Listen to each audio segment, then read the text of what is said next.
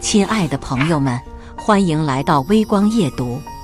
母校周年校庆上，昔日欺凌我的校霸作为成功人士来受邀演讲，而当初的女友也沦为他的掌中人。陆远，你是什么身份？这是给为母校捐款的各大杰出校友准备的座位，你也敢坐？校霸当着众人面前故意嘲讽着问。我淡淡一笑，叫来校领导，他什么档次？配合我坐一排，追加捐款，盖楼。接下来开始我们本期故事，记得点击订阅并开启小铃铛。今天是洛城大学100年校庆的日子，学校为了庆祝这一盛事，邀请了不少出人头地的校友前来助阵。随着汽车的轰鸣声停下，我穿着朴素的落地，进入了昔日熟悉的校园。谁能想到，我这个昔日的穷小子，连学费都凑不齐的乡巴佬，居然有一天会享受到这种待遇。这几年的打拼像梦一样，我到达指定会场，很快便找到了自己的座位，在校庆体育场都第一排显眼位置上，我的名字赫然落在上面。我缓缓走了过去，刚才准备落座，一个熟悉又让人讨厌的声音却响了起来。哟，陆远，还真是你呀！真没想到今天会在这里遇上你。我扭头看去，说话的是张宏成，大学同学。当年他和我一个寝室，因为我是乡下来的，和他们城里人天生就有代沟。这货当初可没少笑话我，甚至专门喜欢在大庭广众下让我出丑。寝室里的卫生以及杂活儿几乎都是我一人包揽。总之，当初可受够了他的欺负。现如今，他可是人声顶峰，父母都是事业单位工作，全家公职人员，毕业后做生意，靠着家里的关系和打点，这些年在洛城市的名头可谓是响亮，甚至还承接了不少工程。我和他关系不太好，这么些年也并没有联系，故而被他这么一打招呼，我本来不打算理会，可站在他身边的李小丽却冷不丁地宠溺地推了一下他的肩膀，接着阴阳怪气地开口：呵，张总，这还不容易猜吗？毕竟路远了，这小子上学那会儿不就喜欢干活吗？什么打杂发传单啊，有时候连学校的垃圾桶都翻。我估计他来这儿十有八九也是干这个，顺便就是想和我们攀上关系。别理他，这种人会气。张宏成笑了一下，故意提高嗓音：啊，什么？不会吧，小丽？陆远好歹也是我们系的高材生，怎么可能捡垃圾？你当时是不是看错了？李小丽扑哧一声笑了，立马回答：这还能有假？我当时可看得清清楚楚，沈淑仪也在场，不信你问她。我看着面前随意嬉笑的李小丽，她当时是我初恋女友沈淑仪的舍友，向来看不起我这个乡下来的穷小子，没在宿舍里少说我坏话。当初上大学的时候，我没少遭受周围同学的白眼，其中李小丽更是最为出格的那一个。作为从偏远小山村里出来的第一个大学生，我被父母和村里人寄予厚望，就连上大学的学费也是家里找村里人东拼西凑才勉强凑出来的而已。当初上大学的时候，我除了在教室和图书馆之间两头跑以外，几乎剩下的全部时间都用来打工赚取一些生活费，所以时不时偶尔也会收集一些废品，但毕竟这种事不太光彩，因此我那时候都是特别小心翼翼，等到晚上才敢出去。可这件事不知道怎么被李小丽给撞见了，我求她不要说出去，但李小丽不仅对我当面冷嘲热讽了一番，甚至在同学之间大肆宣扬我捡破烂，这曾经让我在一段时间里面很没面子。不过看李小丽如今打扮的花枝招展，浓妆艳抹的样子。从他的气息谈吐来看，他现在过得不比别人差。李小丽这人毛病一大堆，但好在生了一张好面孔。虽然没有沈淑仪那种校花级别，可也算是跟了一个有钱的老板，从而飞上枝头变凤凰。对于小丽如此言语，我并没有多说话，懒得听她在那里狗叫。张宏成听着，他的目光看向了一个穿着华丽、肤白貌美的女来宾。沈淑仪正牵着王霸天的手，和周围的一众同学有说有笑。张宏成提高了声音，以老同学的姿态，冲着沈淑仪微笑着点了点头，然后又饶有兴趣的他问：“淑仪，来这边看，这谁？咱们老同学，陆远。”沈淑仪被张宏成这么一嗓子喊叫声，也迅速视线吸引了过来。王霸天则是饶有兴趣地盯着我，看着我平平无奇的模样，嘴角更是露出一丝轻蔑的笑容。王霸天牵着沈淑仪走了过来，他的嘴角生出一丝嘲弄的意味，低头看了我一眼：“陆远，你呀，还是那么勤快。校庆居然跑到来干杂活儿了，不过这还没开始，要收废品，起码也得等散场之后吧？这你应该比我熟悉。”看着王霸天哈哈大笑、忍俊不禁的样子，站在他旁边的沈淑仪则也是跟着捂嘴笑了一声。他在旁边帮衬着说道：“够了，霸天，就别嘲讽他了。陆远这小子，谁不知道他家里穷？人家一个平凡人这么努力上进，总归是好事，怎么能这么嘲笑？”沈淑仪作为我的初恋女友，看到她此时此刻露出这样的面孔，我觉得他们真是一对狗男女，般配得很。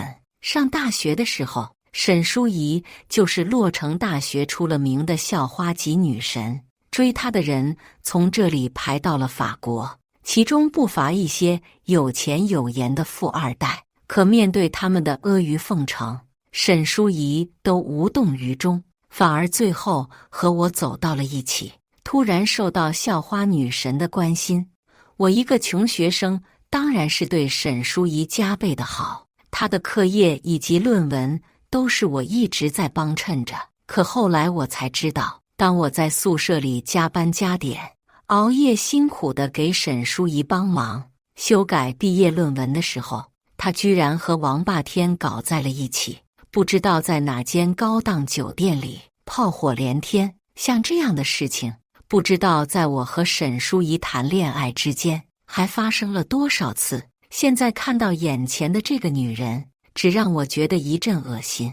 王霸天则是当时洛城大学有名的校霸，他同时也是沈淑仪当年的众多追求者之一。凭借着家里的关系和背景，这些年自然也是混得风生水起，好不惬意。当初我和沈淑仪在一起的时候，这小子可没给我使坏，明里暗里的不知道用了多少次绊子。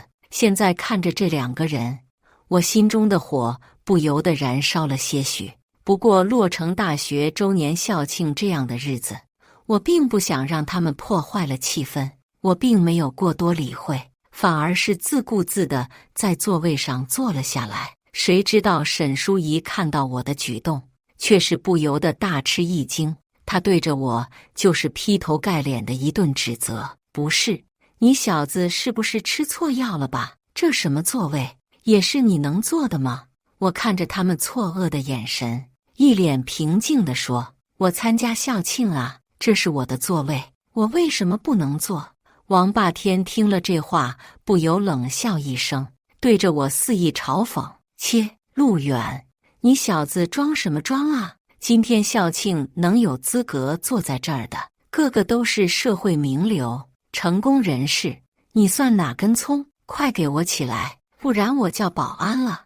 我指着座位上的名牌：“你们难道没长眼睛吗？陆远这么大的2个字，你们是看不清楚，还是不认识？”我这话刚一出口，众人还没有来得及说什么，只是他们的脸上都无一例外地露出了轻蔑的笑容，而李小丽则是笑得更加前仰后合，她整个肚皮都笑得都有些发痛。不是吧，陆远，你几岁了呀？真以为把这座位上贴了一个你的名牌，就真成你座位了？你也不撒泡尿照照，自己看你这副德行，今天这么重的场合，你坐在这儿，你觉得可能吗？张宏成在旁边假模假样的插嘴说道：“行了，小丽，毕竟今天是咱们洛城大学100年校庆，何必被陆远这小子坏了气氛？有些人他就是喜欢装，穷就穷呗，搞得咱们会看不起他似的。”李小丽却依旧的理不饶人，似乎认定了这是我弄出来的拙劣玩笑，反而是摆出一副居高临下的气势，接着说道：“呵，陆远，真没想到你是这种人，又穷又爱装。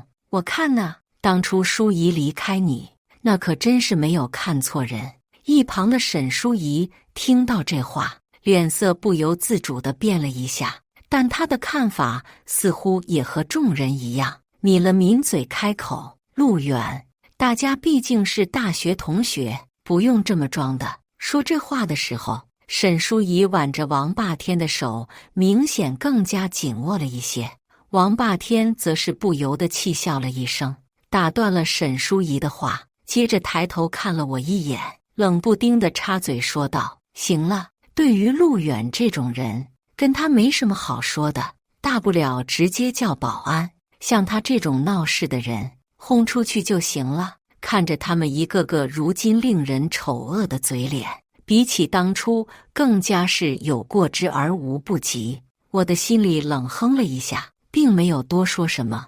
我并没有理会他们的狗叫，反而是气定神闲地在座位上坐了下来。李小丽看到这副模样，脸色不由得冷静下来，忍不住推了推我，试图把我拽起来。我说：“陆远，你闹够了没有？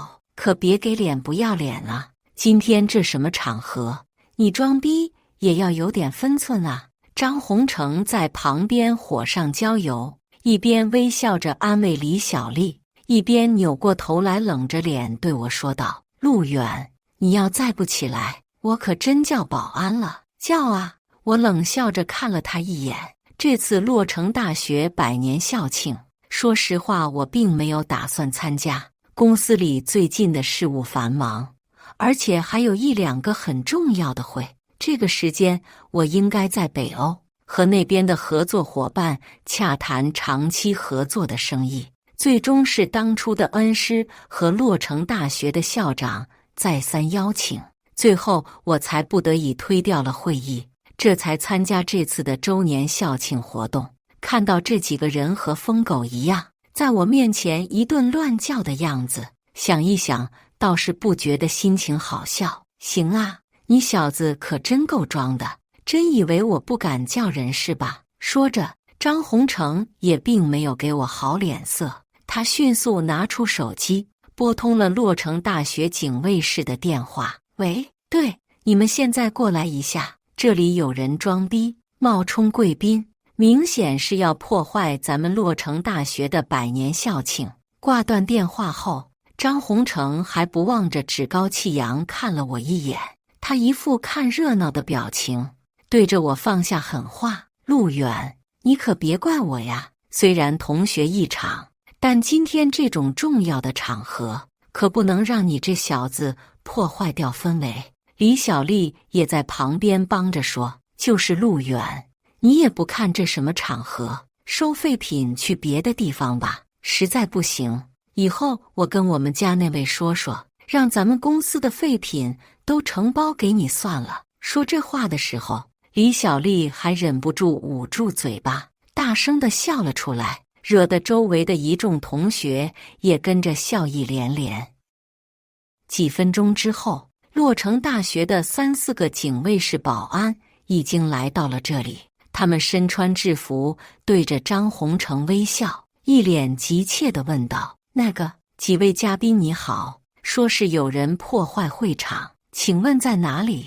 张宏成怒气重重地伸出手指，指着我，故意提高了嗓门说道：“就他这小子是个收废品的，不用搭理他，直接轰出去就完事儿。”几名保安紧跟着走上前来，为首的那个保安大哥对着我微微低头笑了一下，然后一本公事公办的态度开口询问：“你好，这位先生，现在我们怀疑你破坏会场，麻烦你跟我们走一趟。”我并没有先说话，反而是扭头审视了一圈，以李小丽和张宏成为首的一众老同学则站在旁边，以幸灾乐祸的态度看着我，仿佛我这个穷小子马上就要现出原形，在他们面前夹着尾巴狼狈逃走一样。王霸天也是抬着脑袋，旁边的沈淑仪脸上也不由自主地露出了一丝鄙夷的笑容，看得我心里一阵恼火。不过从一个穷小子混到如今的100亿身家，这些年来在生意场上不知见到过多少阴谋诡计，如今这一局面完全上不了台面。我努力让自己保持着平静，反而是礼貌地向面前的保安大哥反问起来：“这位大哥，我可是正儿八经受邀请来参加学校周年校庆的，你们这样没凭没据的，就凭他一个电话把我赶出去，是不是有点不符合规矩？要不要我给王校长打个电话？”切，得了吧！听到这话，几个保安大哥还没有多说什么，一旁的王霸天却再也听不下去，他立马插嘴，指着鼻子瞪着我说道：“行了，陆远，你搁这儿扯什么犊子？还王校长，我爸他老人家日理万机的，什么时候你这小子也能扯上关系了？赶紧滚！”洛城大学的王校长，也就是王霸天的父亲，一听到我这么说话，他觉得我在沾亲带故，因此不由得出面指责了一下。李小丽在一旁听着这话，也不由得忍不住拍手叫好，看着我连连点头称赞：“陆远，许多年不见，你小子这演技是越来越炉火纯青了呀！不进军娱乐圈简直是损失。还王校长，人家跟你有半毛钱关系吗？”张宏成在旁边点了点头，接过话茬来继续说道：“就是今天洛城大学100年校庆，邀请来的都是社会名流，你一个收破烂的，请你干嘛？”周围的一众同学对我是冷眼相看，不屑一顾。保安大哥还是公事公办的态度。为首的那一个想了一会儿，然后还是开口问：“这位先生，既然您说您是受到邀请的，那么请出示一下邀请函。”“哦，稍等。”说着，我便从口袋里拿出洛城大学的邀请函递了过去。保安大哥看了以后窃窃私语，仔细鉴定一下，确认无误后才还给了我。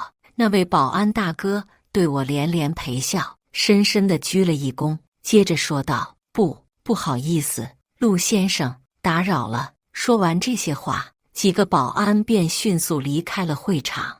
而站在原地的李小丽几个人看到这一幕画面，则是依旧不屑一顾，反而脸上都挂起了一抹轻蔑的笑意。李小丽更是上前走了几步，猝不及防地抽走我手上的邀请函，接着高高扬起举在空中，对着周围的同伴高声说着：“哟，大家看，陆远这小子现在出息了，这造假的手艺也是日益进步，现在连洛城大学邀请函都敢造假了，为了装这个逼也难为你了，也是真的够下血本儿的。呵呵。”他们到现在为止还以为这一切都只是我在打肿脸充胖子，但他们怎么可能又意识到，当初他们那个看不起、任意欺压、打骂的穷小子，如今早已跟他们完全不是在同一个高度。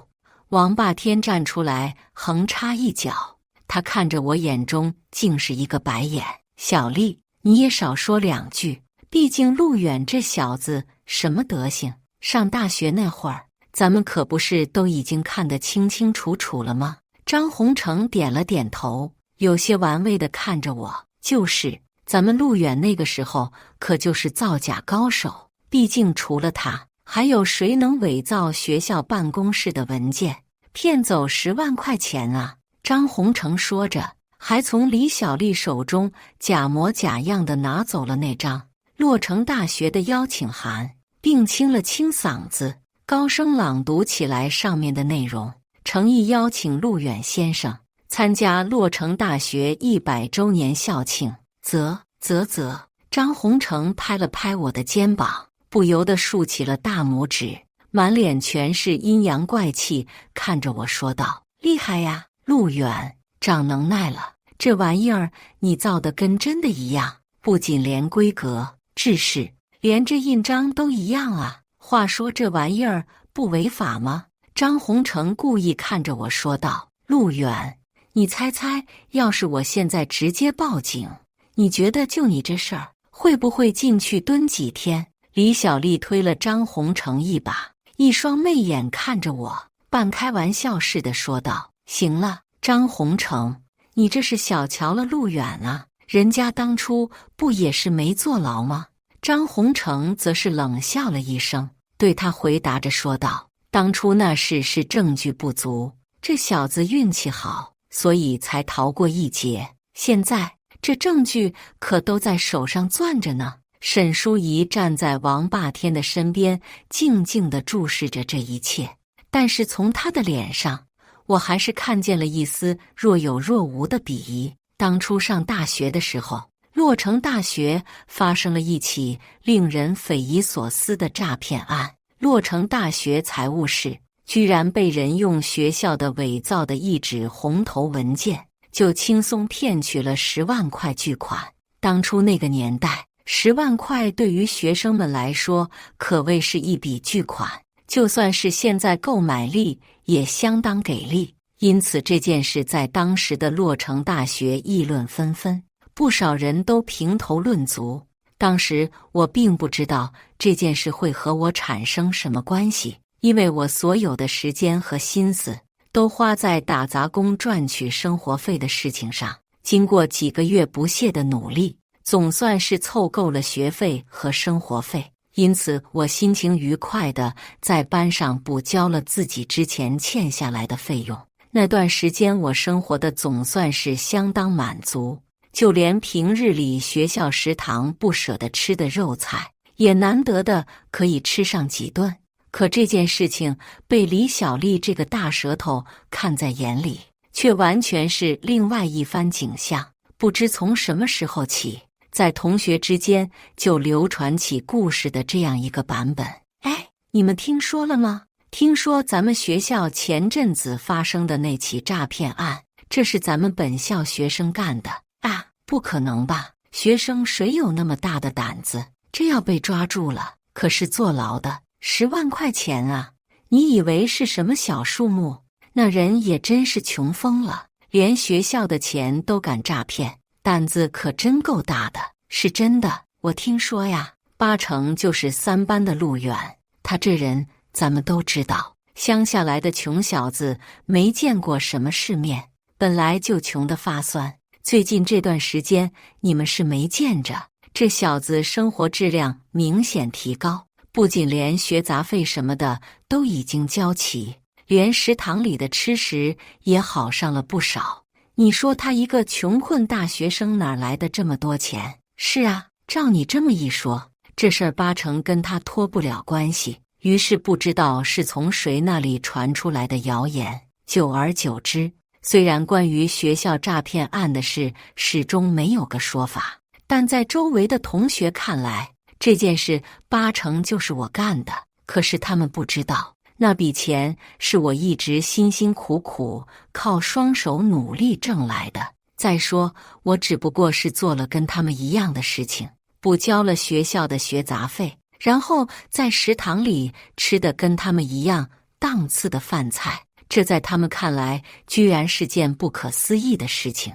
难道穷就应该穷一辈子吗？这件事始终是我心头的一根刺。现在李小丽的这一番话说出口来，无疑是让我心中的这个刺不由得往下深扎了一下。说起这件事情来，王霸天不动声色地向前走了几步，看着我，站在道德制高点，向我质问起来：陆远，你心里难道一点都没有受到良心的谴责吗？当初那笔钱可是学校发起的捐款，为的是救助咱们学校一位身患绝症的学长，连这样的救命钱你都敢骗，你也就不怕遭天谴吗？好话都让他们给说尽了。看着他们这些人趾高气昂的嘴脸，我并没有多说什么，反是一把推开了挡在面前的王霸天。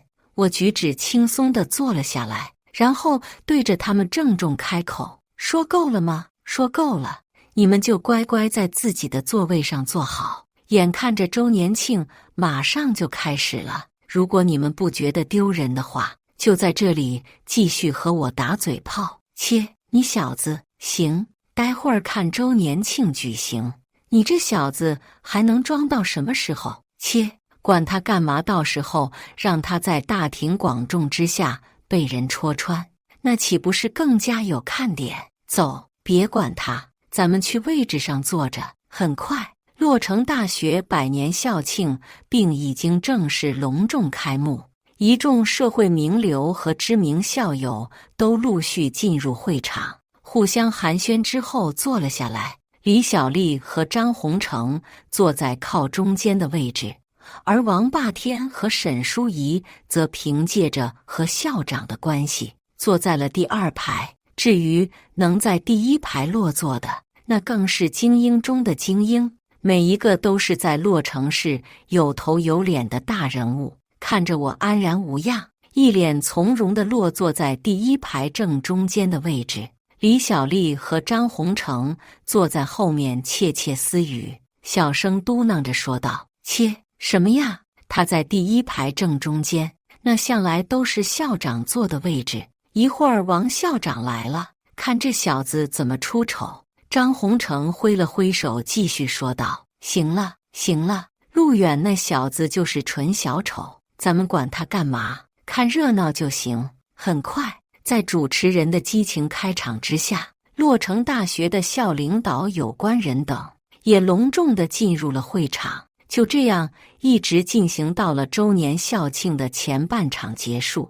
这时候，会场上的众人已经齐齐起身。前半场的表演节目结束后，到了周年庆的后半场，则是各大企业家的捐献活动。一直到此时此刻，洛城大学的王校长至今还没有露面。根据主持人的说法是，他因为有事耽搁住了，稍后马上就会出来。这个时候，整个会场上都是各位西装革履的企业家，在那里你一言我一语的互相寒暄着。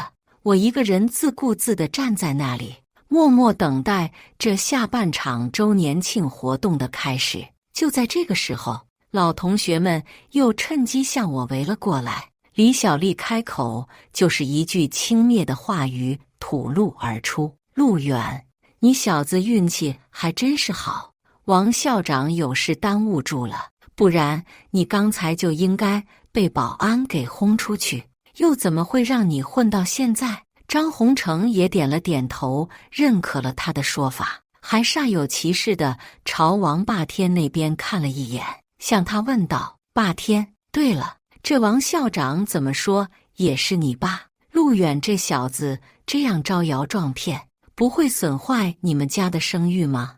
王霸天则是刚刚打过一个电话，他收起手机，回过头来，恶狠狠地瞪了我一眼，接着说道：切，慌什么？我已经接到消息，我爸他待会儿就到。陆远，我看你个冒牌货，凭一张伪造的邀请函，还能在这周年校庆混多久？李小丽这时候的理不饶人，她吐了口气，眼中满是轻蔑的神色。啧，这年头真是什么人都有。霸天，待会儿听说捐献活动现场由你来致辞演讲。话题说到这里，王霸天整个人的胸膛不由得挺直了一些。他满脸炫耀地说道：“哎，也还行，就一般般吧。毕竟看在我爸的面子上，这一次也捐了5000万，不算很多啊。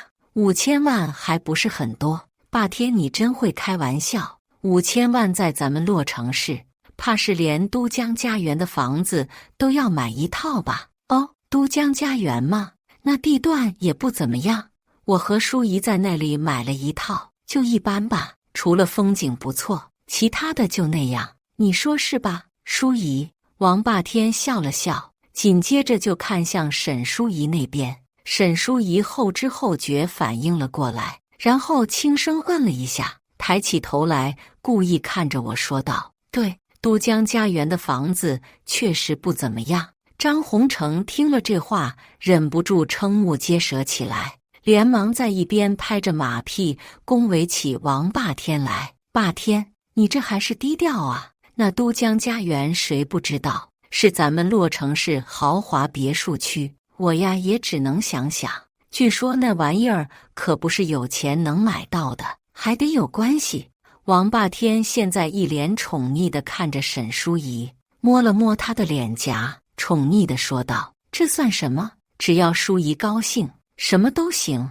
李小丽双手合十意念，欣慰地看着他们两个。哎呀，霸天，你和淑仪真幸福，淑仪真没看错人，嫁给你真是又有钱又有颜，高富帅。看到他幸福的样子，我现在多少还有点羡慕呢。说到这里，王霸天故意看向我这边，冷不丁的忽然问句：“哟，陆远，你不是说你是来参加这周年校庆的吗？不知现在在哪里高就？”我客套般的回道：“就做一点小生意。”别呀，还一点小生意？能出现在这里的，哪个不是落陆城市有头有脸的人物？陆远，你就别这么谦虚了，干什么行当？说出来，大家有钱一起赚啊！是个人都听得出来。王霸天这是故意的讽刺挖苦我，想趁机给我难堪。李小丽双手叉腰，顺着他的话往下说了下去：“得了吧，陆远这个招摇撞骗的骗子，看他那样一身上下满脸的寒酸，他到现在还是单身狗一条，没哪个女的看得上他，哪像霸天。你和淑仪如此恩爱有加，哪里哪里。”王霸天嘴上说着谦虚，头却挺得比谁都高。说到这个话题，王霸天又继续对我讽刺着问道：“陆远，像陆总你这样的成功人士，周围自然不缺红颜知己吧？”看到他们在那里等着看笑话的样子，我却一脸冷静地看着他们，不劳你费心。正好今天我女朋友也在现场，待会儿她马上就来。听到我这一番话，一直站在王霸天身边默不作声的沈淑仪忽然来了兴趣，她忍不住开口询问：“陆远，你还交女朋友了？还会出席周年校庆？真的假的？该不会是从哪里找的群众演员吧？得了吧，看他那样还群演，自己都穷到收废品，哪里有那个闲钱？我看陆远就是门没把，打肿脸充胖子。”张宏成毫不客气地看着我，一脸的嘲讽和看不起的神色。行了，行了，跟他说这多干嘛？毕竟像咱们这种成功的上流人士，生活路远也接触不到，因此扯起谎来，想象力就未免有所缺乏。我们也不要取笑他，待会儿静静等待着，看他怎样被轰出去就行了。听完王霸天的这番话，李小丽和张宏成齐齐点头表示赞同。霸天说的对，走，咱们去那边看看。他们几个人走的时候，沈淑仪也还特地回过头来看了我一眼，眼神中充满着一些厌恶和讨厌。过了一会儿时间，洛城大学周年校庆的下半场捐赠活动现场总算是正式开始了。在主持人热烈的介绍下，洛城大学的王校长也缓缓走了过来。王霸天见到这幅画面，赶紧走到王校长的身边，把他拉到一边，特意提高了嗓音问道：“爸，你干嘛去了？这么重要的日子，怎么现在才来？对了，这现场有人假冒嘉宾，想特意闹事儿。”“哦，有这种事？”王校长眼睛眯了眯，整个人的脸色迅速认真了起来。“在哪里？”王霸天迅速伸手指向了我，恶狠狠地说道：“爸，你看，就是他当年咱们班的穷小子陆远，居然还伪造邀请函。”张宏成和李小丽也在一旁帮衬着，点了点头，向我指责起来：“对这种人就应该对他从重处罚，把他轰出去。”对众人的一片冷嘲热讽，我并没有过多言语，而王校长则是朝我看了一下，直接就点头微微一笑。我也礼貌性地冲着他露出笑容。王校长走了过来，握住我的手：“陆总，好久不见，真感谢你百忙之中还抽出时间，特意来参加咱们周年校庆。哪里，都是应该的。”我肆无忌惮地看着一众老同学，此时目瞪口呆，一脸惊恐的神色。李小丽率先露出了不解的神色，张宏成则是整个人像见了鬼一样，一个劲儿不停地说着：“陆总，陆远，你小子在这里耍什么把戏？”王霸天此刻也是一脸疑惑，他挠了挠头，看着王校长开口问道：“爸，这是以前咱们班的穷小子陆远啊，哪里是什么陆总？您是不是老糊涂了？”王校长此时则是一脸冷色地看着王霸天，劈头盖脸冲他怒骂了一句：“你在说什么？陆总，那可是我费了好大力气这儿才请来的，他可是咱们洛城市10大商界人物榜首，人家可是在房地产、影视娱乐业、美食城等等多个项目都具有涉猎的大佬，你说话注意点。”我跟王校长之前因为慈善捐赠的事情，在资助高校人才奖学金方面有一些来往，因此也算是老相识。他陆远，商界精英，听到父亲这么说，王霸天更是一脸的难以置信。而此刻，刚才一个劲儿的挖苦嘲讽我的李小丽和张宏成，则在旁边默不作声，更是惊讶的无以复加。就连沈淑仪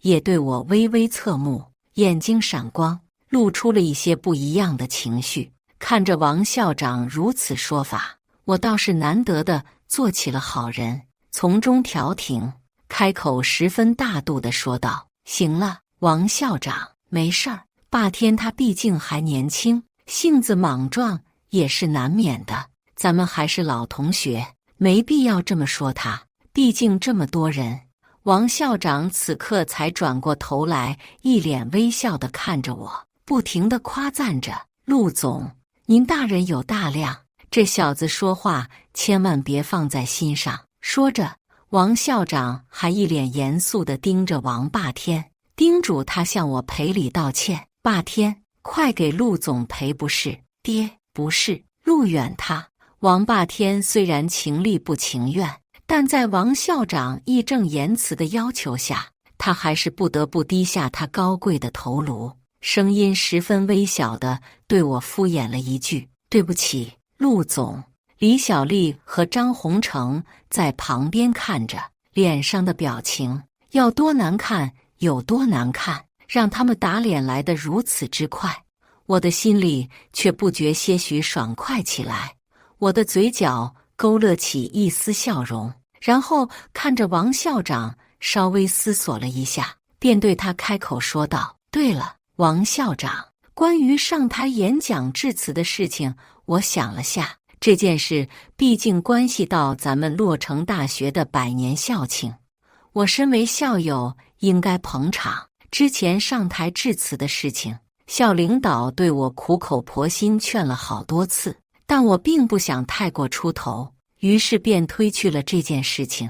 现如今看到王霸天这副嘴脸，我突然临时改变了主意，而看到我突然来了兴趣，王校长则是一脸的喜悦，连连点头答应地说道：“呀，陆总肯上台致辞发言，那真是我们洛城大学的荣幸。”王霸天在旁边一脸的不情愿，他的眼中露出一丝愤恨。可是爹，不是说好了是我上台演讲的吗？我连词儿都背了好半天。看到他着急的要跺脚的样子，我故意松口，看着王霸天，冷冷一笑说道：“哦，那要不算了，这一次还是让霸天上台致辞。”王校长听了这话，吓得连大气都不敢出，连忙摇了摇头，扭过头来，一脸微笑地看着我说道：“这什么话？陆总，今天的致辞必须是你呀！”看着王霸天看不惯又干不掉我的样子，我的心里别提有多高兴。看着我在台上侃侃而谈、风光致辞的样子，昔日的老同学们站在台下，恨得咬牙切齿，一个个脸上明显挂不住。而当年背着我和王霸天搞在一起的初恋女友沈淑仪，此时脸色更是铁青。她看了看台上风光无限的我，紧接着就扭过头去看了看身边的王霸天，此时的脸上衍生出了一丝懊悔的神色。等到我发言完毕，会场内外爆发了一阵热烈的掌声。我在众人的注视下缓缓走了下来，我特意来到老同学身边，对着王霸天和沈淑仪看了一眼，接着不紧不慢地开口说道：“对了，你们不是想看看我的女朋友吗？在那儿。”她马上就上台了，顺着我指的方向看过去，那里站着肤白貌美、气质端庄大气、穿着一身洁白华丽长裙的气质女星李小丽。一眼就认出了这位当红花旦，马上就突然叫了一声，看着我有些冷冷地嘲讽起来：“陆远，不，现在该叫陆总了是吧？就算你今天配跟我们站在一起，可那位是你女朋友啊！谁不知道人家周楚楚现在是国内影视界的当红小花旦，多少男演员上赶着追都没门路。她是你女朋友，大白天的搁这儿做白日梦是吧？”刚刚觉得有些颜面受损的王霸天，这时候也站了出来，一脸不信地看着我，摇了摇头，轻快地说道：“陆远，我说你不装会死呀？人家周楚楚是你女朋友，可能吗？”沈淑仪听到这话，脸色则更加阴沉了下去。上大学那会儿，周楚楚和沈淑仪都是洛城大学出了名的校花，常年在校花排行榜上位列前3的人物。沈淑仪当初的梦想就是逐梦演艺圈，整个当红女演员什么的。只可惜这么多年过去，演艺圈是没挤进去，反而当了一个阔太太，跟着王霸天这么一个货色，她理所当然的落差巨大。现在听到我这么说，脸上自然是有些挂不住，马上也站了出来，向我逼问：“陆远，我知道我当初和你分手，你面子上挂不住，但也没必要打肿脸充胖子。人家周楚楚什么身份地位，你能配得上？”跟着他们的种种质疑，我并没有多说话，只是冲着不远处的周楚楚伸出手，打了个招呼，喊道：“楚楚，这里。”周楚楚一路小跑着走了过来，当着大家的面挽住我的手臂，露出微笑说道：“陆远，你在这儿，可算找到你了。”“什么？她真是你女朋友？”看到这幅画面，沈淑仪也不由自主地张大了嘴巴，而其他的一众老同学则更是无话可说。李小丽的视线都放在周楚楚身上，她嘴里不停地说着：“天哪，周楚楚，这可是周楚楚本人哎！真没想到周年校庆她居然会参加。废话，人家楚楚本来就是咱们洛城大学艺术系的高材生，这100年校庆来母校参加活动也是理所当然的事儿。”王霸天此时依旧有些不信邪，看着旁边的周楚楚，礼貌低头一笑，接着便开口问着：“那个楚楚小姐，麻烦问一下你和陆远是？周楚楚想了一下，不假思索地看着我，点头回答道：那个陆远，我男朋友。这件事虽然之前一直没有公开，但现在我想堂堂正正地和陆远在一起，所以今天我会在这里公布我们之间的关系啊，不是这什么惊天大八卦。当红女星周楚楚居然和陆源正在谈恋爱，这热搜还不得直接爆炸。王霸天此时此刻彻底无语了，哑口无言。而一旁的沈淑仪则是气愤地跺了跺脚，看着此时此刻光鲜亮丽的我和周楚楚站在一起，她顿时觉得自愧不如，甚至找不到地缝钻进去。而李小莉和张宏成这两个人倒真是厉害，此时此刻他们对我的态度可谓是180度大转变。见到我如今所取得的成功，李小莉似乎全然忘记了刚才对我冷嘲热讽的事情，反而是热脸贴冷屁股，直接一个劲儿地对我吹捧起来。呀，王霸天，你这怎么对我们陆总说话呢？我们陆总上学那会儿一直就脑子灵活，哪次考试不是咱们系里的第一？就是陆总那时候可勤奋了，连生活费都是自己凭双手挣的。那时候我就看出来，陆总他将来肯定有出息。我说什么来着？张宏成在旁边点了点头，一脸谄媚地笑着。那是看陆总现在光鲜亮丽，和楚楚小姐站在一起，可真的是郎才女貌，真是一对妙人。李小莉继续接着吹：是啊，陆总，刚才我们也是信了这王霸天的鬼话，所以才会对你那样。你大人有大量，还不要放在心上，日后咱们可以多来往来往。说着，李小莉便拿出手机打开微信：那个陆总，要不咱们扫一扫加个好友。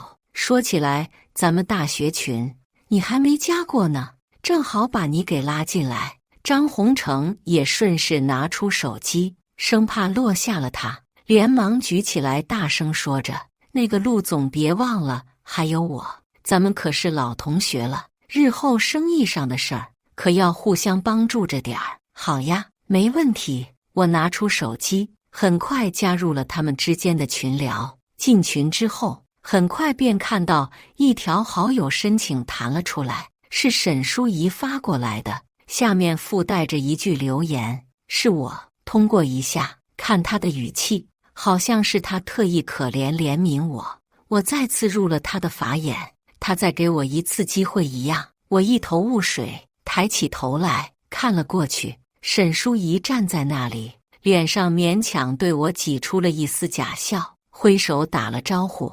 我恶心的差点没直接吐出来，默默地把他拉黑，退出群聊，紧接着关闭手机，回过头来对着身边的王校长说道：那个王校长，这些都是您请来的。王校长回过头来认真审视了我面前的老同学，然后回过神来回答了我的问题：陆总，我不太明白你的意思。